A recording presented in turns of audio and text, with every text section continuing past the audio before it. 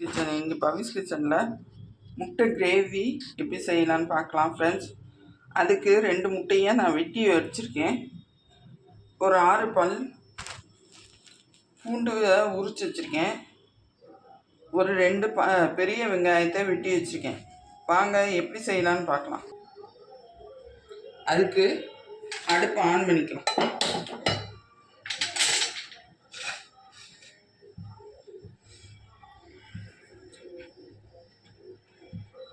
ஆறு ஸ்பூன் தாராளமாக எண்ணெய் ஊற்றலாம். கொஞ்சம் கூட எண்ணெய் ஊற்றினாலும் இதுக்கு ஒன்றும் இல்லை.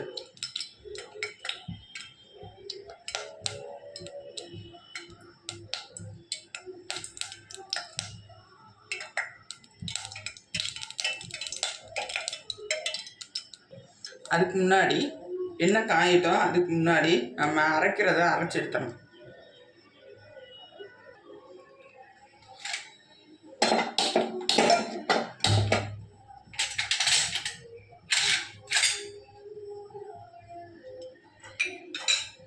எண்ணெய் காஞ்சிருச்சு.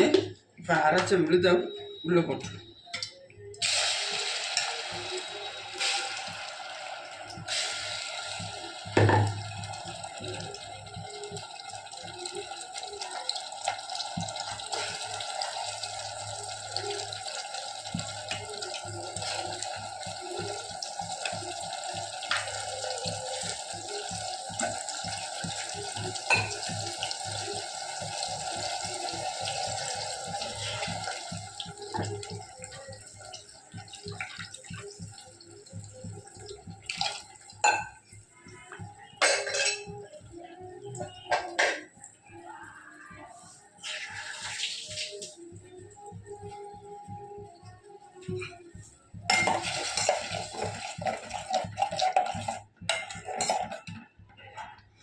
இது நல்ல பச்சை வாசனை போக எண்ணெய் பிரிஞ்சு வர வரைக்கும் நல்லா குக் பண்ணணும்.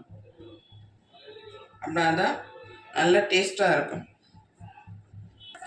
கொதிச்சோன்னே வரமிளகாய் பொடி காரத்துக்கு ஏற்ப போட்டாங்க.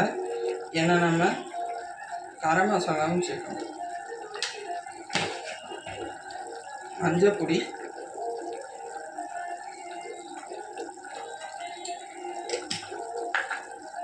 கரம் மசாலா கொஞ்சோண்டு,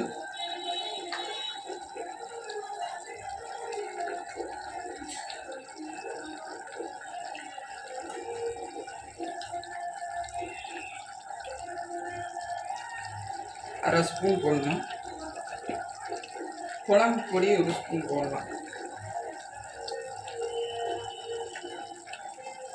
குழம்பு பொடியிலேயே பச்சை பொடியும் இருக்கிறதுனால, தனி மிளகாய் பொடி இருக்கிறதுனால ரெட் சில்லி பவுடர் சேர்க்கணுங்கிற அவசியம் இல்லை. நல்லா கொதிச்சிருச்சு.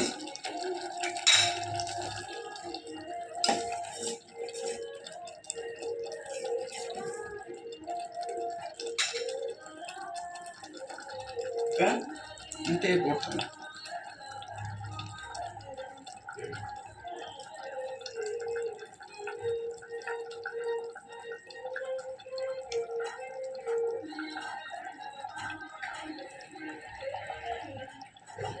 அப்படியே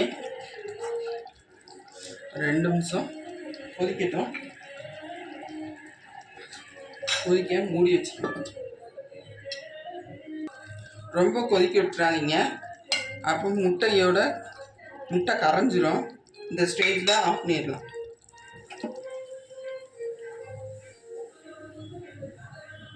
முட்டை கிரேவி ரெடி. இது சப்பாத்தி, தோசை, இட்லின்ட்டு எதுனாலும் ரைஸ் கூட சேர்த்து சாப்பிட்லாம். இன்னொரு வீடியோவில் சந்திக்கிறேன். பாய். மறக்காமல் லைக் பண்ணுங்கள், சப்ஸ்கிரைப் பண்ணுங்கள், கமெண்ட் பண்ணுங்கள். பாய்.